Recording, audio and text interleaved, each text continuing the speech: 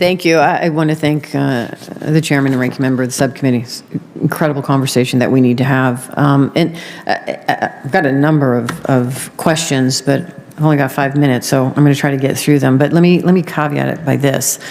This is such a timely conversation because in my own family, my mother has a first cousin who can no longer live by himself. He would prefer to age in place, but he can't. And I'm assuming, and maybe I'm assuming wrong, but part of the challenge I'm hearing, and Ms. Stein, this is why I'm going to ask you to address this a little bit more, is this idea that CMS is enforcing Medicare as a short-term acute care benefit. What he needs is some sort of assisted living long-term care. So here's his option. If he can't get that from Medicare, then he's got to sell his house, take $50,000, $60,000 from whatever he sells, give it to the assisted living, and still pay $5,000 a month to be able for assisted living, and really monitor his own medication. And this is the option we're giving seniors. This is the option for individuals if they can't age in place because they can't access the benefits that we are providing for them through Medicare and or Medicaid. So can I ask, is that part of the problem we're seeing here? Should we be looking at this implementation of the law, that it is incorrectly being implemented by CMS at this point in time? That is part of the challenge we're seeing here? Yes, it's definitely part of the challenge. Go ahead. Audits look to overutilization. If an agency provides care for longer than 30, 60 days, then they are afraid that they will be audited for providing more care than is the norm. And of course, the more that agencies provide care for shorter periods of time, the more the norm becomes short-term. Quality measures are based on improvement so that people who cannot improve in ambulation but may be able to maintain what they have if they have physical therapy come in, if they have aides help them at home. Their agencies will not get quality star ratings sufficiently because the quality measures are based on improvement. So we need to have quality measures that show that they've maintained or slowed decline. We need auditing that looks at underutilization, not just so-called overutilization.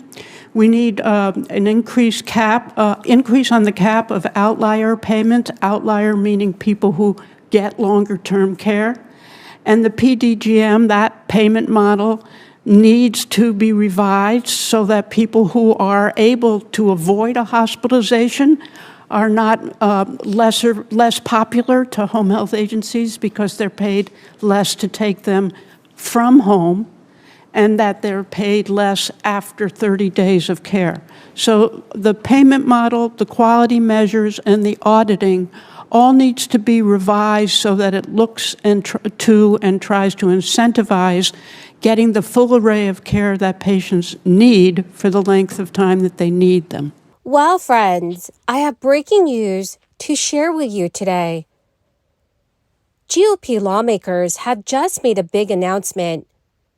House Republicans have unveiled a new strategy to boost the standard deduction, which is a popular way that millions of Americans reduce their taxable income. This will mean many households will be able to receive larger refund checks. My dear friends, please make sure that you watch until the end of this video to hear about all of these details. Also, to say thank you for being part of this community. I will be announcing several winners every Friday for the Walmart gift card giveaway. If you would like to enter these weekly giveaway, friends, all you have to do is click and like several of my videos and then comment below the keyword of each video that you watch. The more videos that you comment on, friends, the greater your chances of winning these giveaways. A group of House Republicans believe that the American people are paying too much in taxes. Lawmakers are now pitching a temporary increase in the standard deduction. This is meant to relieve Americans who are hit hard by inflation.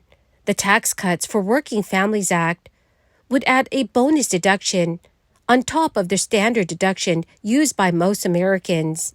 The standard deduction is a popular way for Americans to reduce their taxes, but may not be intuitive to all taxpayers.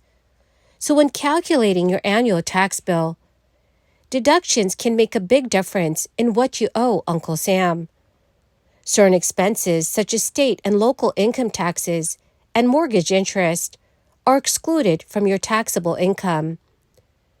Taxpayers can choose to itemize or calculate all of their qualifying expenses for the year, or they can opt to take the standard deduction. It would also be best to consult with a tax professional to understand which option is best for you. For many Americans, their standard deduction is a clear choice for saving the time and headache of calculating their qualifying deductions. If those deductions do not add up to more than the standard deduction, which is $27,000 for joint filers in 2023, it often makes sense to elect to take the standard deduction. Some taxpayers can maximize their tax savings by calculating their qualifying expenses one by one. So you should know what expenses you qualify for and how much of a deduction you can recognize. However, an estimated 90% of Americans use the standard deduction. Recent legislation introduced in the House would expand the standard deduction and give it a new name as a guaranteed deduction. The increase would be temporary, but would mark a significant reduction in the taxable income of millions of Americans.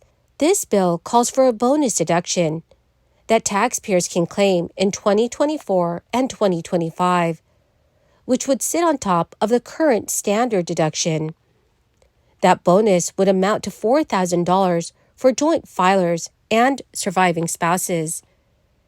Head of household filers and single filers would be eligible for a bonus of $3,000 and $2,000. The bill would also provide for the bonus deduction to be increased in line with inflation for the 2025 tax year. Also, friends, according to economists, it is now noticeably more expensive to buy or rent in this post-crisis era. But all in all, it is still cheaper to rent. A new analysis from a Bank of America economist states, it clearly has not been a buyer's market due to low affordability, but the situation has not been all that much better in the rental market. Economists have noted that nationally rents have risen to 26% of median U.S. household income from 23%, while the ratio of mortgage payments to income has increased to 32% from 19%. So buying a home in major cities in the West is substantially more expensive than renting. A percentage of median income, mortgage payments, and tax exceed rent payments in Los Angeles, San Diego, Seattle, and San Francisco. Other major metropolitan areas are dealing with the same dilemma, such as New York, Portland, and Austin. Only New Orleans and Jackson, Mississippi are the major metros of the 97 that Bank of America examined where it's less expensive to buy than to rent. Many first-time homebuyers have felt priced out of the brutal housing market.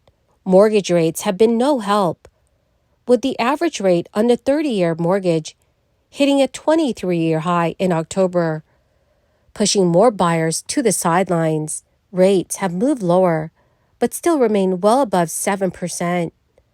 So although a small cooling in mortgage rates is good news, buyers should anticipate a higher for longer rate environment. The median monthly mortgage payment with a 7.5% mortgage rate came in at $2,670. While that is down $70 from the all-time high 3 weeks earlier, it is still 13% higher than 1 year ago.